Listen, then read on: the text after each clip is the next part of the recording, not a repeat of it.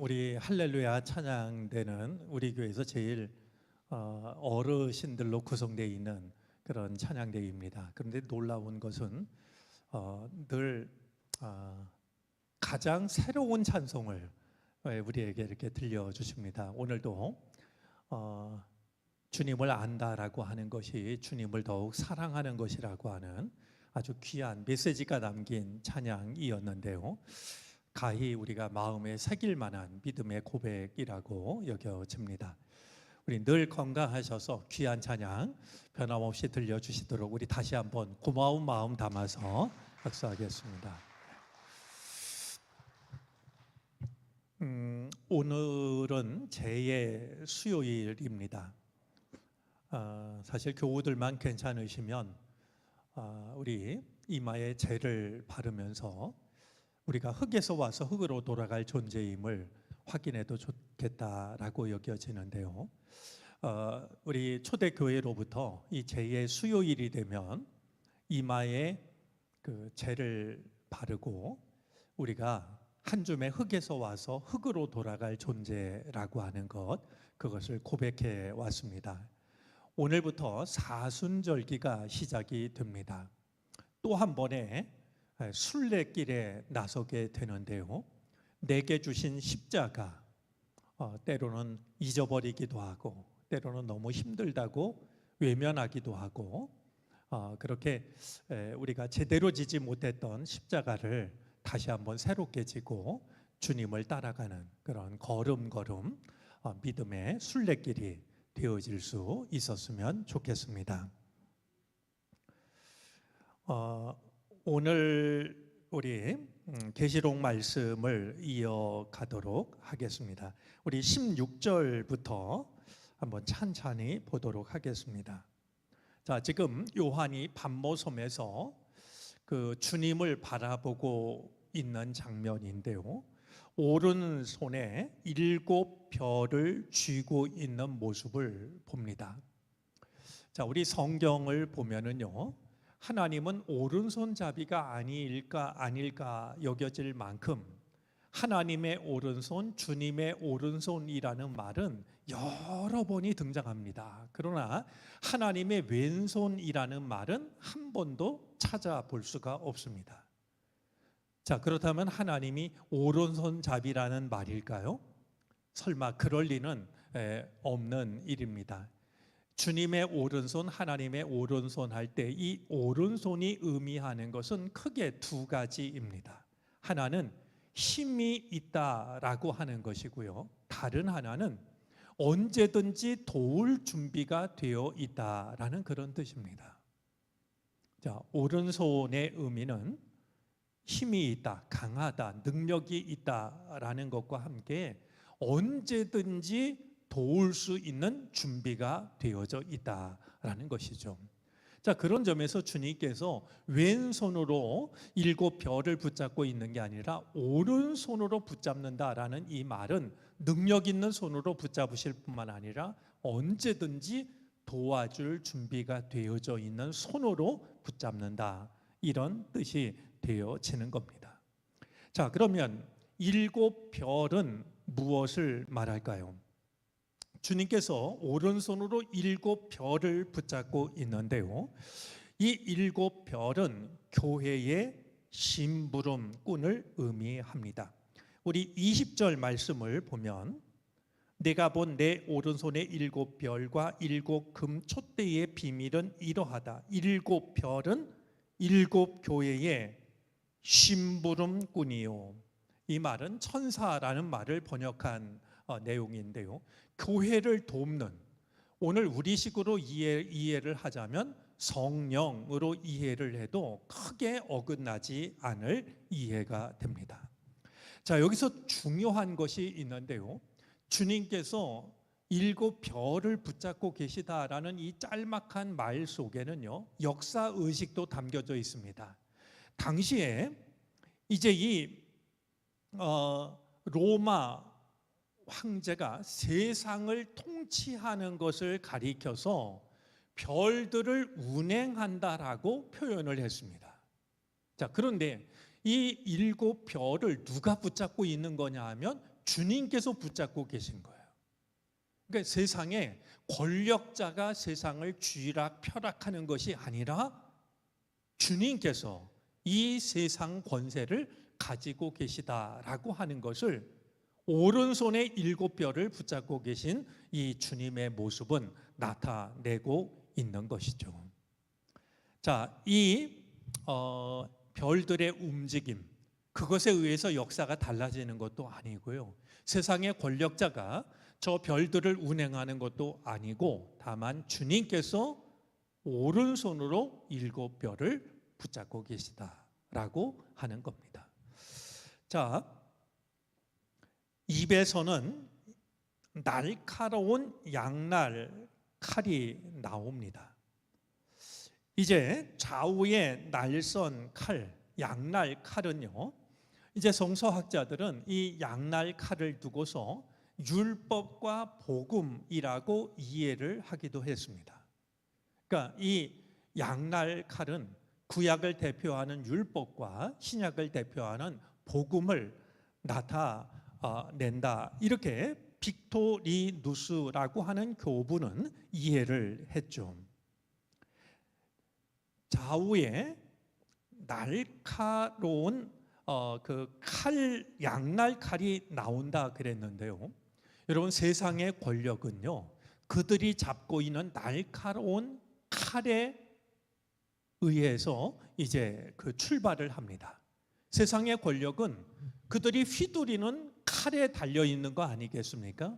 그런데 하나님의 능력은 그리스도의 입을 통해서 나오고 있습니다. 그러니까 세상의 권력은 날이 시퍼런 칼에 의해서 나오지만 하나님의 능력은 그리스도의 입에서 그 어떤 검보다도 더 예리한 그런 말씀의 능력으로 하나님의 능력이 나타난다라고 하는 것이죠. 자, 우리 에베소서 6장 17절 말씀을 한번 보겠습니다. 자, 하나님의 전신갑주를 입으라라고 말하면서 유일한 이제 그 무기를 말하고 있는데요. 다른 건 다 우리 몸을 보호하는 장구들인데 유일한 무기를 일러주고 있습니다. 우리 한번 같이 읽어보겠습니다. 그리고 구원의 투구를 받고 성령의 검, 곧 하나님의 말씀을 받으십시오.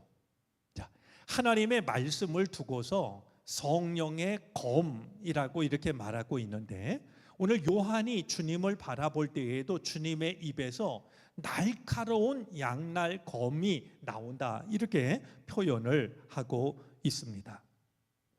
좌우의 날선 검, 이 말은 히브리서 4장 12절 말씀을 또한 생각나게 합니다. 우리 역시 이 말씀도 읽어 주시겠습니까?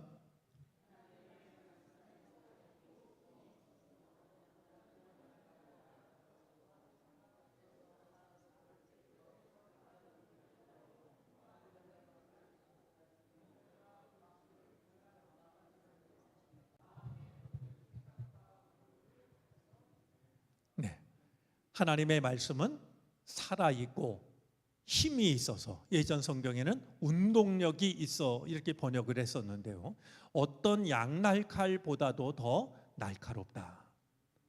바로 이 말씀이 그리스도의 입에서 나오고 있는 모습을 바라보고 있는 겁니다. 우리 하나님을 믿는 사람들이요, 잊지 말아야 될 게 있습니다. 하나님의 말씀을 이 책 속에 가두어 두어서는 안 됩니다. 하나님의 말씀은 살아있고 운동력이 있기 때문입니다. 그러니까 우리가 하나님의 말씀을 들을 때마다, 읽을 때마다, 만날 때마다 그것이 우리들의 삶을 변화시키는, 세상의 그 어떤 것보다도 강력한 힘을 가진 말씀이 되어야 하는 것이죠. 자, 이어서 그가 바라보는 게 있습니다. 주님의 얼굴은 해가 강렬하게 비치는 것과 같았습니다. 자, 주님의 얼굴을 보니까 해가 강렬하게 비치는 것 같았다. 여러분, 제가 이번 주일에 말씀을 나누면서 이 대목을 확인했었는데요. 우리 한번 마태복음에 있는 말씀을 확인해 보도록 하겠습니다. 17장 1절과 2절인데요. 예수님께서 변화산에 오르셨을 때의 일을 기록하고 있습니다. 1절, 2절 읽어 주시겠습니까?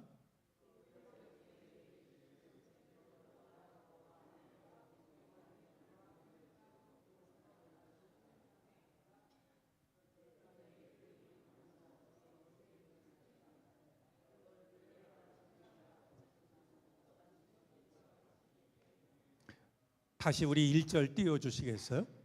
여러분, 지금 예수님께서 산에 올라가실 때 세 제자와 함께 올라가십니다. 세 제자의 이름이 기록되어 있는데 누굽니까? 같이 올라갔던 제자 중에는 요한이 있습니다. 요한은 이 산에 올라가서 주님의 얼굴이 해처럼 빛나는 모습을 보았던 사람입니다. 그런 요한이 pat모섬에 갇혀 있을 때 그는 다시 한번 주님의 얼굴이 해처럼 빛나는 모습을 보고 있는 겁니다. 고난을 당해서 주님의 모습이 정말 그때 산에 올라가서 빛나는 모습을 보았는데, 그때 너무나 놀랐고 너무나 정말 은혜로웠는데, 여러 가지 힘든 일이 계속되다 보니까 그 예수님의 얼굴이 점점 희미해 갈 수도 있는 상황에서 이 요한은 pat모섬에서도 다시 한번 주님의 얼굴이 해처럼 빛나는 모습을 바라보고 있는 겁니다. 이 빛나는 주님의 얼굴을 다시 한번 보았을 때 이 요한의 마음이 얼마나 기뻤을까요? 얼마나 기뻤을까요? 물론 거룩한 산에 올라가서 빛나는 얼굴을 봤을 때도 기쁨이 가득했겠지만 pat모섬에서 이 빛나는 주님의 얼굴을 또 한 번 보았을 때 그 기쁨은 비교할 수가 없는 기쁨이었을 겁니다. 여러분들이 pat모섬에 갇힐 때, 마음이 어두울 때, 괴로울 때, 그때에도 빛나는 주님의 얼굴을 볼 수 있기를 바랍니다. 은혜를 받았을 때만이 아니라, 내 삶이 평안할 때만이 아니라, 오히려 pat모섬에 갇히는 것과 같이 중노동에 시달려서 정말 괴롭기 그지없는 그 순간에 오히려 한결같으신 주님의 얼굴을 뵙게 된다면 그것이 얼마나 큰 기쁨이요, 얼마나 큰 위로였을까. 이 요한이 누렸던 이 은총을 우리도 살아가면서 pat모섬에 갇힐 때, 괴로움이 나를 에워쌀 때, 그때에도 함께 누릴 수 있게 되기를 바랍니다. 자, 17절입니다. 그를 뵐 때에, 주님을 뵐 때에 내가 그의 발 앞에 엎어져서 죽은 사람과 같이 되니. 밑줄을 그을 수 있다면 서너 번 긋고 싶은 말씀입니다. 자, 요한이 거룩하신 주님의 빛나는 모습을 보았을 때 이 요한이 예수님에게 달려가서 손을 내밀어 악수를 청했던 게 아닙니다. 손을 흔들면서 반갑습니다 예수님, 그렇게 인사했던 게 아닙니다. 그가 주님을 보았을 때 그는 죽은 자처럼 엎드립니다. 우리가 잘 알고 있는 대로 이 요한은 예수님께서 사랑하시는 제자였습니다. 여러분, 설 명절 보내시면서 설마 그러신 분 안 계시겠지만, 할아버지가 손주를 귀여워하면 상투 끝을 붙잡고요, 할아버지 수염을 잡으려고 합니다. 여러분, 이게 어린 손자만 그러겠습니까? 사람이 그런 존재입니다.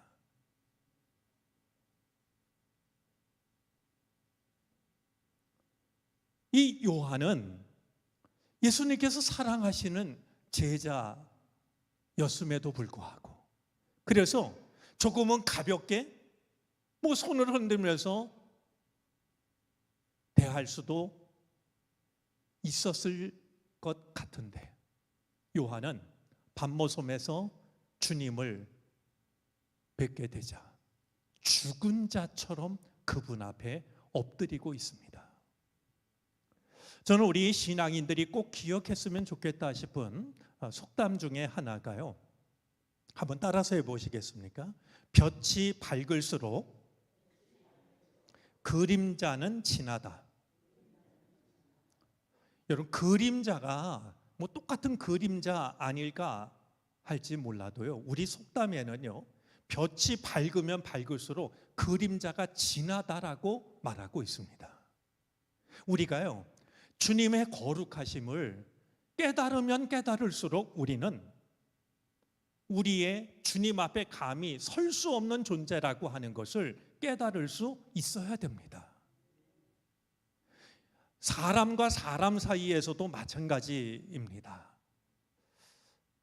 이렇게 누군가를 편하게 대하면 조금 시간이 지나면 그가 나를 가볍게 대하려고 하는, 아마 이런 일들을 많이 우리가 경험하게 될 텐데요.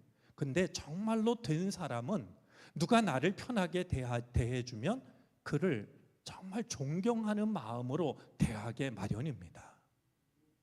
편하게 대한다고 그것을 가볍게 여기서요, 함부로 대하려고 하는 것은 그의 됨됨이에 관한 일이죠. 하물며 주님 앞에서야 더욱 그런 거 아니겠습니까? 하나님을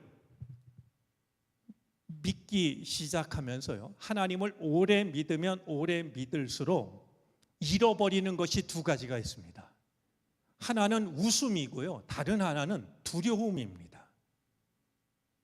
하나님을 믿는 사람들이 이상하게 웃음을 많이 잃어버리는 것 같아요.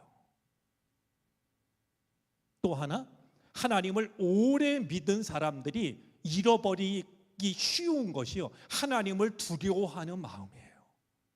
하나님을 잘 안다라는 이유로 마치 오래된 친한 친구를 대하듯이 말이죠, 그렇게 하나님을 대할 때가 있는 것이, 그러기가 쉬운 것이 우리 인간이라고 하는 겁니다.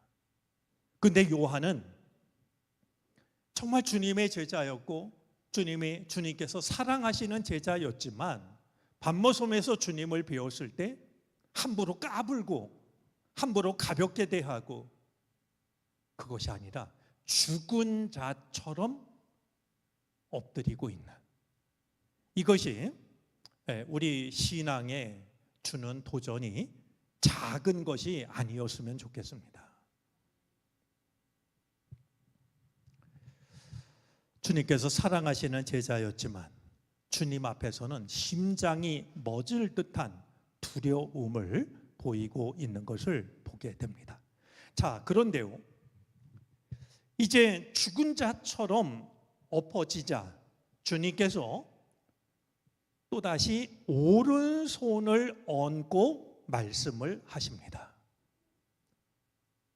자, 요한이 악수하듯이 손을 내밀었을 때 주님이 오른손으로 그를 붙잡았던 것이 아니라 죽은 자처럼 엎드리자 주님께서 주님의 오른손을 요한 위에 얹으십니다.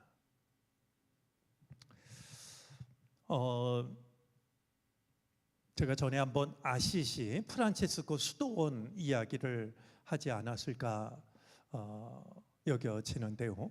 언제 한번 기회가 되신다라고 하면 이탈리아 아시시에 있는 프란체스코 수도원 한번 꼭 가 보실 수 있는 기회가 주어지셨으면 좋겠습니다. 우리 할렐루야 찬양 대원들도 건강하셔서 한번 그런 꿈을 가지시고 그런 꿈이 실제로 이루어졌으면 좋겠습니다.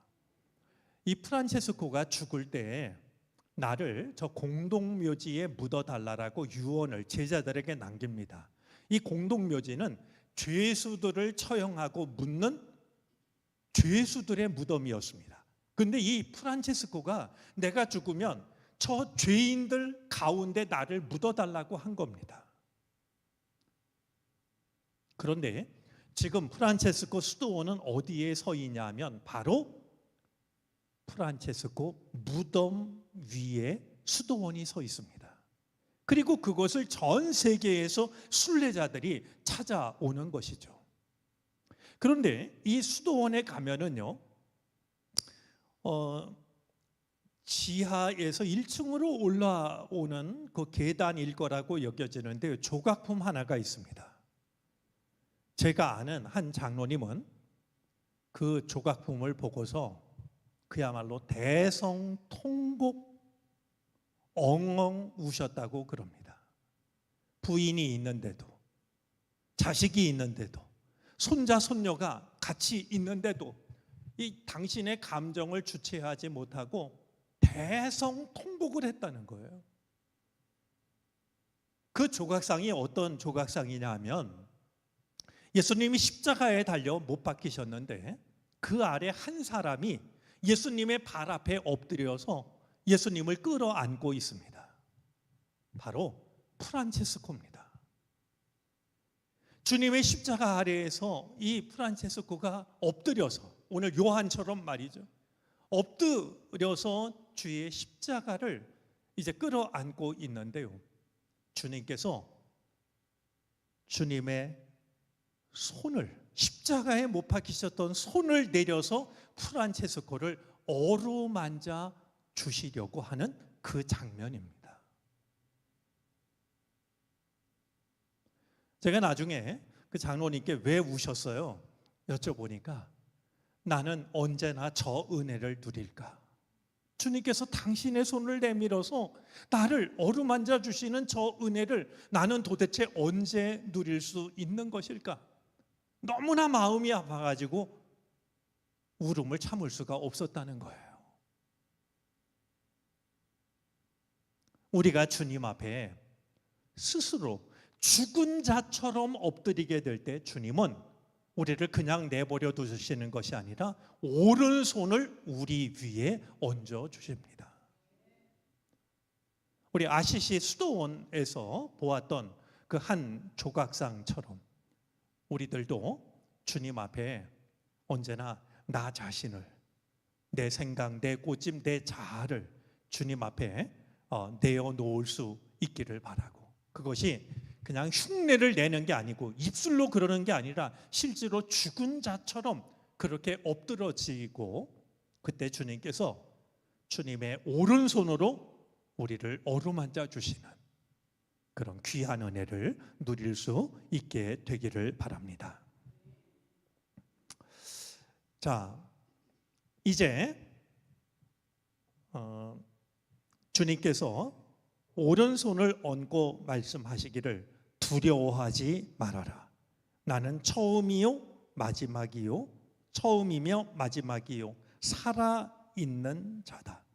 나는 한 번은 죽었으나 보아라 영원 무궁하도록 살아있어서 사망과 지옥의 열쇠를 가지고 있다. 자, 처음이요 마지막, 알파와 오메가라는 이 말은 구약 성경에 의하면 오직 하나님에게만 사용이 되었던 표현입니다. 그런데 이제 이 신약에 와서 특별히 요한계시록에서는 이 말이 그리스도에게도 사용이 되고 있습니다. 자, 그런데요, 나는 이라고 하시면서 한 번은 죽었으나 영원 무궁하도록 살아 있어서 바로 십자가의 죽음을 떠올리게 합니다. 나는 한 번은 죽었지만 그것으로 끝이 아니라 영원 무궁하도록 살아 있다라고 말씀하고 있는 것이죠. 자, 그런데요, 이 주님은 한 번은 죽었으나 영원 무궁하도록 살아 계심으로 말미암아 사망과 지옥의 열쇠를 가지고 있습니다. 자, 주님은 한 번 죽었으나 영원히 살아계신 분인데요, 그러하심으로써 사망과 지옥의 열쇠를 가지고 있는 분이 됩니다. 자, 우리 이사야서 22장 22절 우리 외우기도 좀 좋겠다 싶은데요. 이사야 22장 22절 말씀을 한번 읽어보도록 하겠습니다. 읽어주시죠.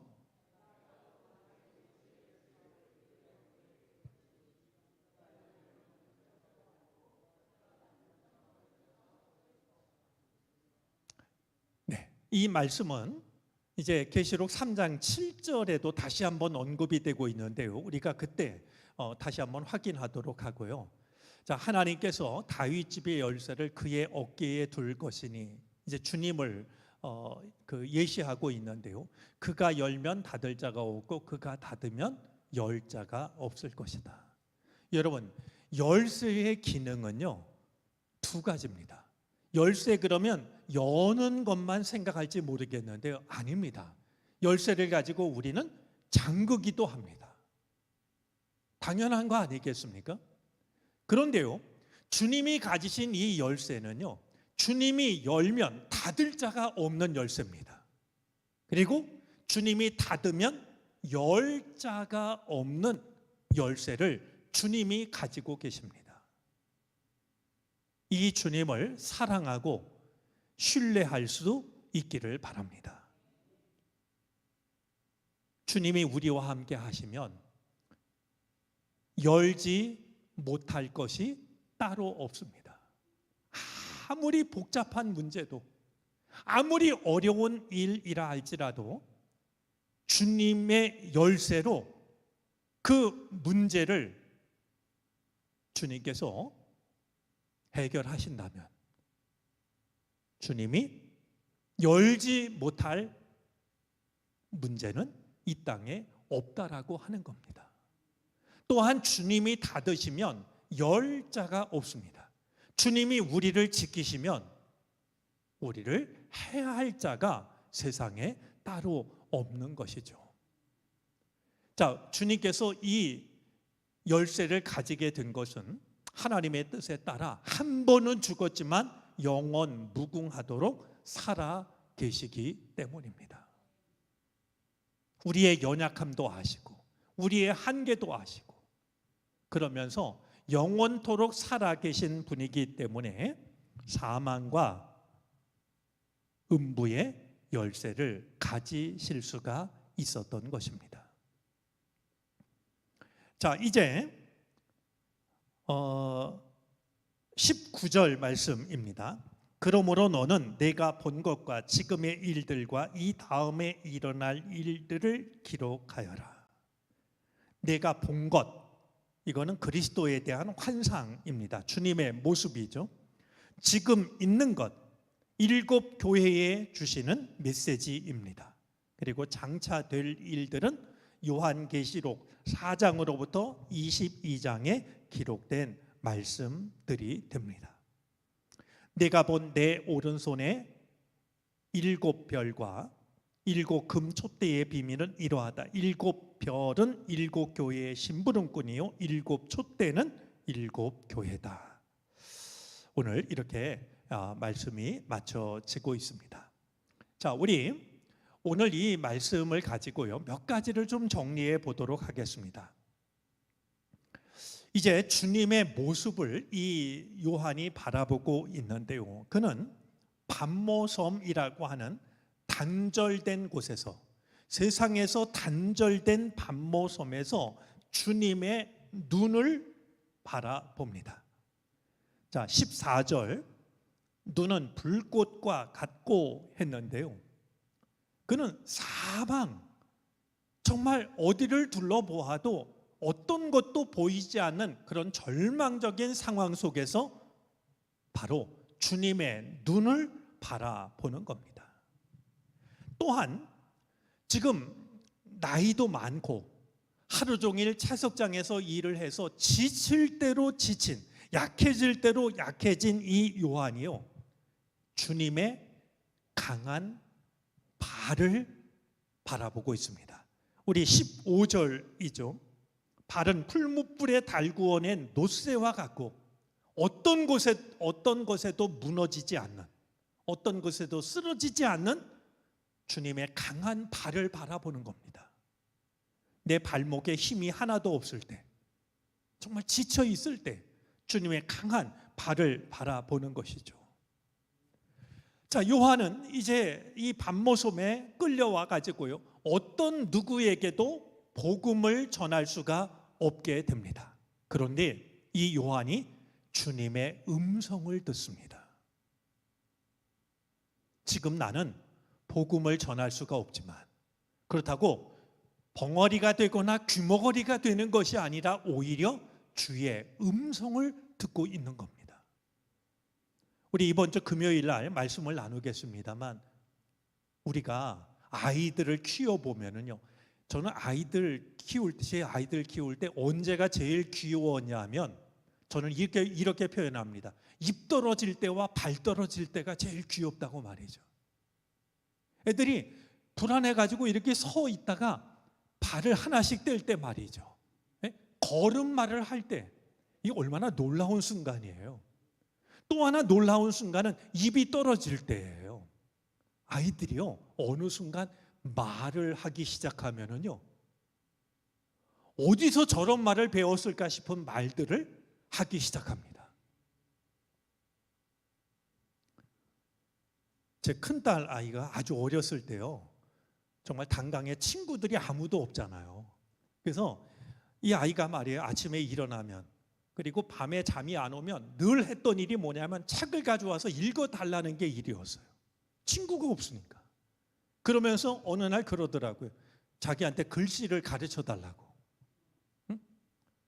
자기가 원하는 만큼 엄마 아빠가 읽어주질 못하니까 자기가 이제 책을 보겠다고 말이죠. 그래서 굉장히 어린 나이에 글을 자기가 뗐어요. 그런데요, 이 아이가요, 이제 이렇게 제목을 주면 자기가 뭐라고 막 표현을 해요. 겨울 그러면 겨울에 대해서 막 이렇게 말하고 말이죠. 그래서 어느 날 밤에 이제 잠들기 전에 또 이제 그런 시간이 있어갖고 제가 강이라는 제목을 줬어요. 그랬더니 이 어린 아이가요, 강이라는 말을 듣더니 이렇게 말하는 게 아니겠어요? 강물이 흘러갑니다. 이 강은 너무 깊어 하나님도 건널 수가 없습니다. 제가 기절하는 줄 알았어요. 아니, 어린 아이가 도대체 어떤 강을 보았길래 하나님도 건널 수가 없다라고 말하는지 말이죠. 제가 지금 이야기하려고 하는 것은요, 사람은요, 들어야 말합니다. 아이가 말을 시작하는 것도 오랫동안 들었기 때문에, 그리고 이해했기 때문에 말을 하기 시작하던 것 아니겠어요? 여러분, 이 요한이 지금 이 밤모섬에 갇혀갖고 복음을 전할 수 없으니까 복음에 대해서 다 둔감해지는 것이 아니라 하나님의 음성을 듣고 있는 거예요. 이 자리에는 뭐 속장님이든 강사든 우리 전도사님이든 목사님이든 말씀을 전하는 사람들이 있는데요, 말씀을 전하는 사람들이 잊지 말아야 될 게 있습니다. 전하기 전에 해야 될 일이 듣는 겁니다.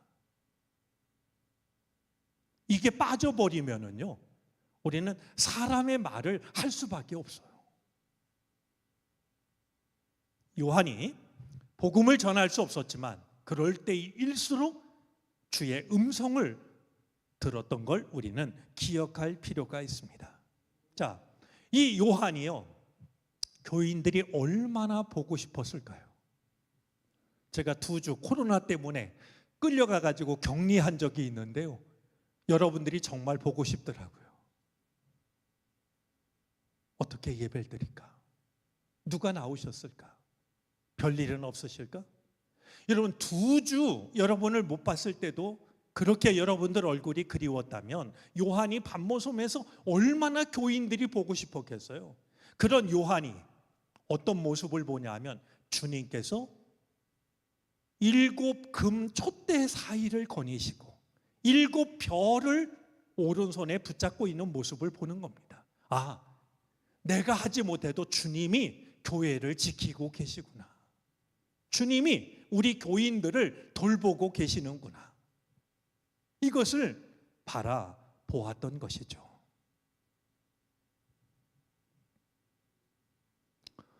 당시는 로마가 권력의 칼을 휘두르던 때인데 요한은 오히려 주님의 입에서 나오는 양날 검을, 어떤 검보다도 더 예리한 하나님의 말씀을 바라보고 있습니다. 또 한 가지, 이제 요한은 자기 생애의 마지막 순간에 이르러 있습니다. 노년이 되면 우리를 괴롭히는 것 중에 하나가 이 눈이 흐려지는 거 아니겠습니까? 눈이 흐려집니다. 그런데 놀랍게도 이 요한은 인생의 말년에, 인생의 노년에 주님의 빛나는 얼굴을 바라봅니다. 생각하면 하나하나가 모두가 소중하고 또 놀라운 은혜가 아닐 수가 없습니다. 오늘 이 자리에도 우리 연세가 많으신 교우들이 계신데요, 여러분들이 정말 아무리 나이가 들고 눈이 흐려지고 그래도요, 빛나는 주님의 얼굴은 더욱더 똑똑히 바라볼 수 있기를 바랍니다. 주님의 얼굴이 정말 다른 건 흐려져 가지고 사진을 봐도 흐릿하게 보이고 책을 봐도 잘 안 보이고 그럴 수는 있어도 주님의 빛나는 얼굴은 더욱 또렷해질 수 있게 되기를 바랍니다. 아울러 오늘 가장 중요한, 주님 앞에 죽은 자처럼 엎드렸던, 저는 이 모습이 너무나도 소중하고 우리 믿음이 좋다는 사람이 너무나도 자주 잃어버리는 그런 모습이라고 여겨져서 이 모습이 더욱 소중하게 여겨지는데요, 내가 주님을 사랑하면 사랑할수록, 볕이 밝으면 밝을수록 그림자가 짙어지는 것처럼 내가 주님을 사랑하면 사랑할수록 함부로 대하는 것이 아니라 주님 앞에 죽은 자처럼 엎드리는 이 믿음의 자세도 우리가 잃어버리지 않았으면 좋겠습니다. 자, 이제 다음 주일부터는요 2장으로 넘어가서 7 교회에 보낸 편지를 공부하게 됩니다. 제가 여러분들에게 미리 예습할 수 있는 것을 알려드리겠습니다. 여러분들이 혹시 달력 같은 거를 뜯으시든지, 그럼 뒤에 이렇게 흰 빈 여백이 있는, 아니면은 뭐 조금 더 큰 도화지를 하나 구하셔도 되고요, 종이 그냥 노트에다 해도 됩니다. 거기다가요 이제 이쪽에는 1, 2, 3, 4, 5, 6, 7 쓰시고, 자, 두 번째는 요한계시록에 나오는 7 교회의 이름을 하나씩 쓰시기를 바랍니다. 자, 그 다음에는 뭘 쓰냐 하면 그 교회를 찾아오시는 예수님이 어떤 분인지를, 각 교회를 찾아오는 예수님이 서로 다른 모습으로 오십니다. 그러니까 어떤 모습으로 오시는지를 한번 찾아 쓰시고요, 그 다음에는 그 교회가 받고 있는 칭찬이 무엇인지를 한번 써보시기를 바랍니다. 참 고맙게도 주님은 이 칭찬과 책망을 같이 하시는데 칭찬부터 하십니다. 그러니까 칭찬을, 어떤 칭찬을 받았는가, 그 다음은 당연히 어떤 책망을 받았는가 써보시고요. 아직도 2칸이 남아 있는데요, 다음에는 뭘 쓰냐 하면 정릉교회를 한번 여러분들이 생각을 해보십시오. 정릉교회는 과연 어떤 교회일까? 주님은 어떤 모습으로 오실까? 주님은 어떤 칭찬을 하실까? 어떤 책망을 하실까? 자, 그 다음에는 교회만 쓰는 것이 아니라 내 이름을 쓰시고서 주님은 나에게 어떤 모습으로 찾아오실까?